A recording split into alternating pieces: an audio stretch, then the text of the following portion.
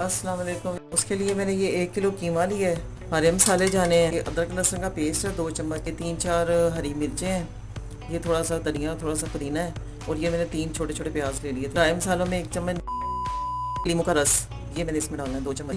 ये जो प्याज है इसको चॉप कर लूँगी चॉपर में। अदरक लहसुन का पेस्ट चला, हरी मिर्चें चलेंगी, पुदीना धनिया चला गया, ये लेमन जूस चला गया ना। इसका जो पानी है ना वो निकालना है। अब इनको सबको मिक्स करती हूँ, चॉपर में डाल के कीमे को अच्छी तरह मैं इसको चॉप करूंगी।